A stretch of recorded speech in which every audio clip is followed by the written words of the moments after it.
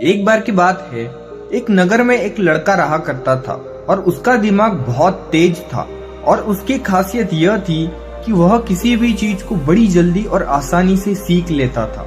जहां अन्य लोगों को किसी काम को सीखने में महीने या वर्ष लगते थे, वहीं पर इस लड़के को उसी काम को सीखने में कुछ दिन लगते थे। उसकी प्रतिष्ठा दूर दूर तक फैली गई थी और कहा जाने लगा था कि उस व्यक्ति के जितना बुद्धिमान कोई नहीं है। वह व्यक्ति अपनी प्रसिद्धि को और बढ़ाने के लिए तरह तरह के काम सीख रहा था। वह चित्रकारी करना जानता था, वह मूर्ति बना सकता था और वह गीत गा सकता था और वो दुनिया जहान का हर वो काम सीख चुका था जो उसने अब तक देखे हुए थे।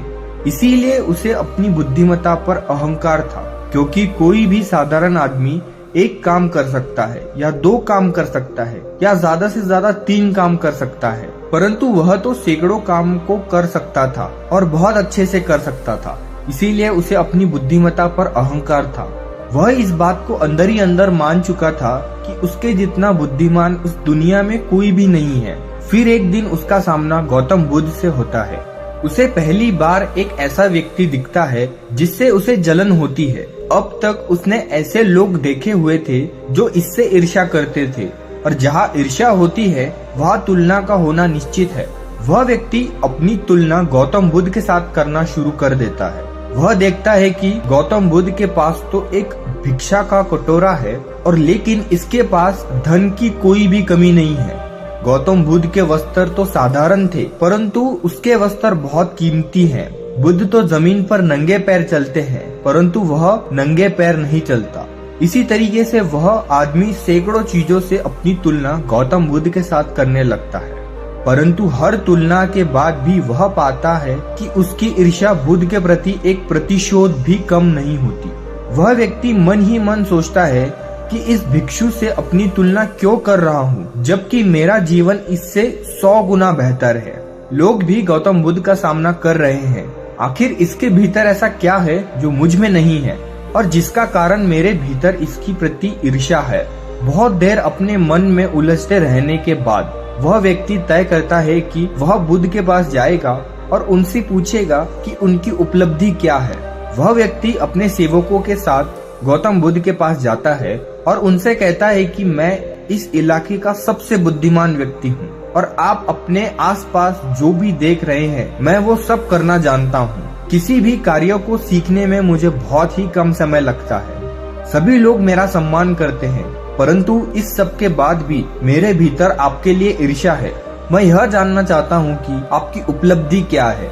ये सब लोग आपका आदर सम्मान क्यों कर रहे हैं। इसके बाद गौतम बुद्ध कहते हैं कि वैसे तो मेरी कोई उपलब्धि नहीं है, परंतु तुम कह सकते हो कि मेरी एक उपलब्धि है। वह व्यक्ति पूछता है कि क्या मैं जान सकता हूँ। तो फिर उसके बाद गौतम बुद्ध कहते हैं कि मेरी एक उपलब्धि है कि मैं सभी उपलब्धियों को छोड़ चुका हूँ। वह व्यक्ति गौतम बुद्ध से पूछता है कि मतलब मैं कुछ समझा नहीं। गौतम बुद्ध उस व्यक्ति से कहते हैं कि क्या तुम्हें प्रशंसा अच्छी लगती है। वह व्यक्ति कहता है कि प्रशंसा तो सभी को अच्छी लगती है। उसके बाद गौतम बुद्ध कहते हैं क्या तुम्हें निंदा अच्छी लगती है।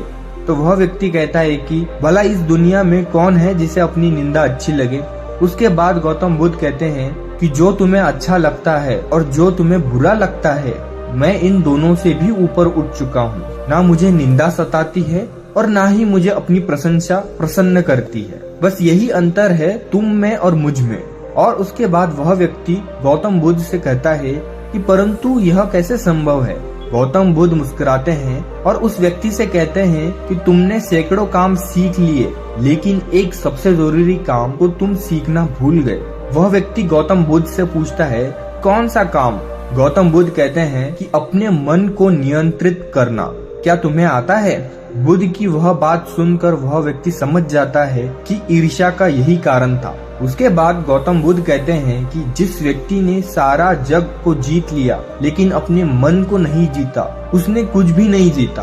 और जिसने अपने मन को जीता परंतु अपना सब कुछ गवा दिया, फिर भी उसने सब कुछ जीत लिया। क्योंकि वास्तव में बुद्धिमान वही है जो अपने मन का शासक है, वो नहीं जो मन का गुलाम है। गौतम बुद्ध के इन शब्दों को सुन उस व्यक्ति का अहंकार टूट जाता है और वह व्यक्ति बुद्ध से कहता है कि क्या आप मुझे अपने मन को जीतना सिखा सकते हैं। गौतम बुद्ध कहते हैं कि अवश्य सिखाएंगे, परंतु मैं तुम्हारी सभी उपलब्धियां छीन लूंगा। फिर उसके बाद वह व्यक्ति गौतम बुद्ध से कहता है कि मैं तैयार हूँ। उस दिन से वह व्यक्ति ध्यान करना शुरू कर देता है, क्योंकि ध्यान ही वह तरीका है जिससे आप अपने मन को अपने वश में कर सकते हैं। इसीलिए जीवन में बुद्धिमान व्यक्ति वही है जो अपने मन का शासक है, वो नहीं जो अपने मन का गुलाम है। अगर आप मन को नियंत्रित करना चाहते हैं तो आप रोज ध्यान करना शुरू करें।